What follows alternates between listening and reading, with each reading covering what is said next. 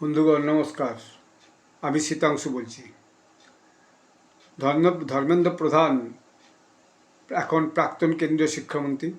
তিনি পদত্যাগ করেছেন। পদত্যাগ করার পর দেখা গেল প্রধানমন্ত্রী নরেন্দ্র মোদীজি সেই যে শূন্যস্থান, সেই শূন্যস্থান তিনি দ্রুত পূর্ণ করেছেন। সেখানে প্রহ্লাদ যোশীকে, তিনি কর্ণাটকের নেতা, তাকে শিক্ষামন্ত্রীর অতিরিক্ত দায়িত্ব দেওয়া হয়েছে।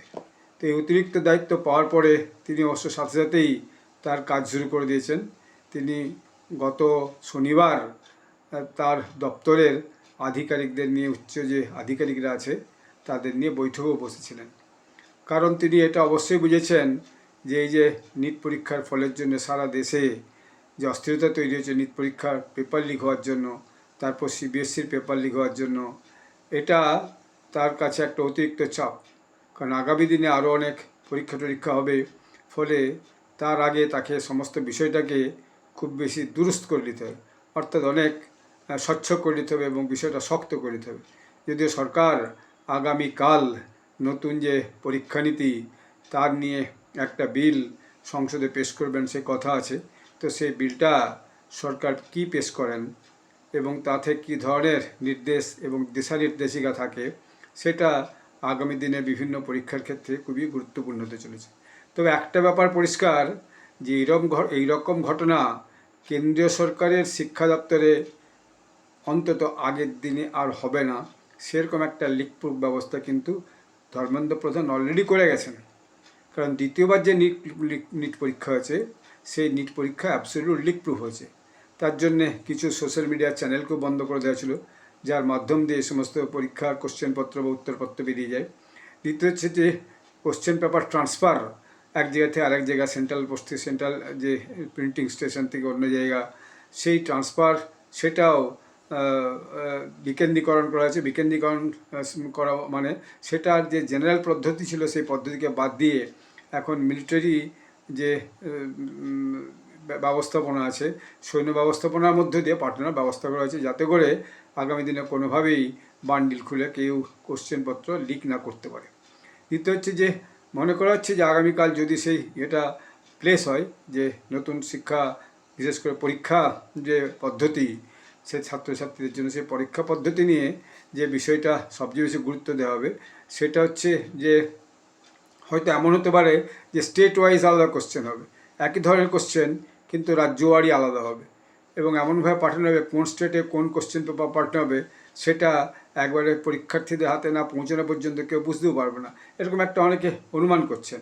তো যাই হোক, তিনি বসার পর দেখা যাচ্ছে মন্ত্রণালয়ের যে সেক্রেটারি লেভেলের যে সমস্ত উচ্চ আধিকারিক তাদের সঙ্গে তিনি বসেছেন, কারণ তিনি জানেন যে দায়িত্বটা খুবই গুরুত্বপূর্ণ দায়িত্ব, ফলে তাকে সব কিছু আগের থেকে ঠিকঠাক করে নিতে হবে।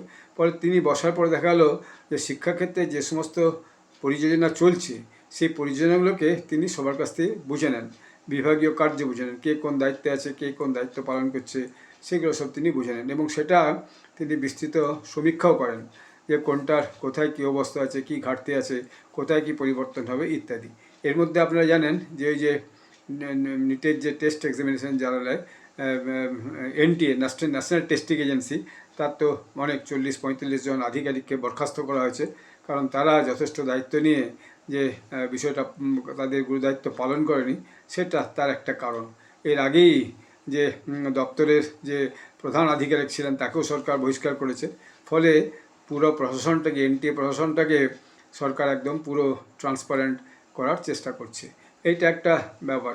দ্বিতীয় হচ্ছে আগামী দিনে যে নতুন শিক্ষানীতি হবে, ন্যাশনাল এডুকেশন পলিসি কী হবে, নয়া শিক্ষানীতি, সেটা স্কুল এবং উচ্চশিক্ষার ক্ষেত্রে কিভাবে তাকে বাস্তবায়িত করা হবে, তার কার্যক্রমটা কী হবে এবং ভবিষ্যতের যে প্রাথমিকতা কী হবে, সেটাকে নিয়ে তিনি বিস্তৃত চর্চা করেছেন।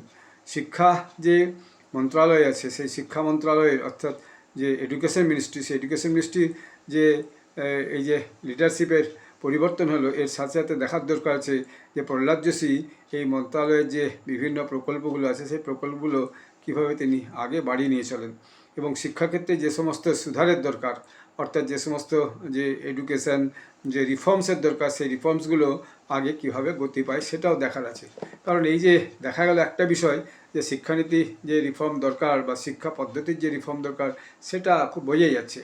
কারণ যেভাবে স্কুল কলেজের ছাত্রছাত্রীরা এই যে প্রতিবাদের নামে যেরকম অশান্তি সৃষ্টি করেছে দিল্লির যন্ত্রমন্ত্রে, যেরকম ভাষা তারা প্রয়োগ করেছে, তাতে তারা যে পরীক্ষার্থী নয় বা তারা যদি পরীক্ষার্থী হয় স্কুল কলেজে পড়ে, তাদের যে পঠন পাঠন, সেই পঠন পাঠন যে তাদের কাছে ইম্পর্ট্যান্ট নয়, তাদের কাছে রিল বানানো এবং নেতাজিকে গালিগালাজ করা এবং অকথ্য ভাষায় কথা বলা এবং তাদের আচার আচরণ, তার থেকে কিন্তু প্রমাণ হয়েছে অর্থাৎ যে education level of the youths became deteriorated, যেটা কিন্তু আগে কখনোই, এটা সর্বত্রই হয়েছে।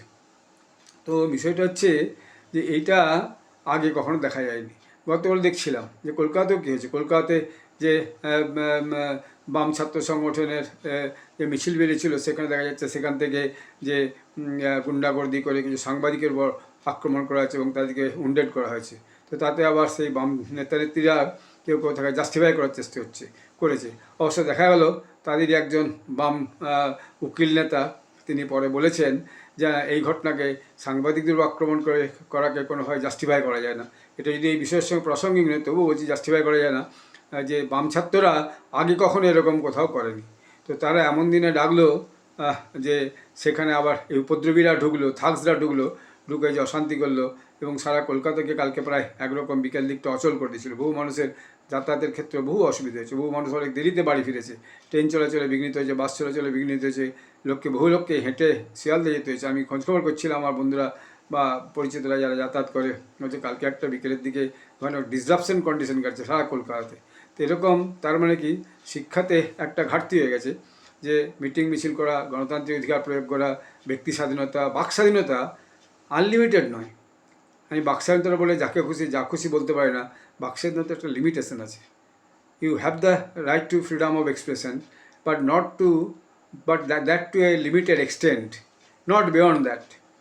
আপনি বাক স্বাধীনতা বলে আপনি যাকে খুশি যা খুশি বলতে পারেন না, যাকে খুশি আপনি অ্যাবিউজ করতে পারেন না। This should not be. কিন্তু খুবই দুঃখের বিষয়, আমরা একটা সময় পড়াশোনা করি, ছাত্র রাজনীতি দীর্ঘদিন দেখেছি, কিন্তু এত নিম্ন রুচির ছাত্র রাজনীতি, এত নিম্ন রুচির বক্তব্য ছেলেমেয়েদের, কিছু কিছু ছেলেমেয়েদের, সে বক্তব্য শুনে খুব খারাপ লাগছে। যেমন তাদের আচরণ, যেমন চলাফেরা, আর তেমনি কথাবার্তা, ইটস ভেরি ডিসগাস্টিং। তো ফলে এই শিক্ষানীতির যে একটা সুধার দরকার, সেটা অবশ্যই সত্যি কথা। সেটা কীভাবে হবে সেটা তিনি কি ভাবছেন দেখা যাবে। যদি তার সম্বন্ধে একটা প্রচার এখন থেকে চলছে যে প্রহ্লাদ যোশী, এরকম সব প্রচার বিরোধীরা আমি সোশ্যাল মিডিয়া দেখছিলাম, কেউ এসব প্রচার শুরু করে দিয়েছে।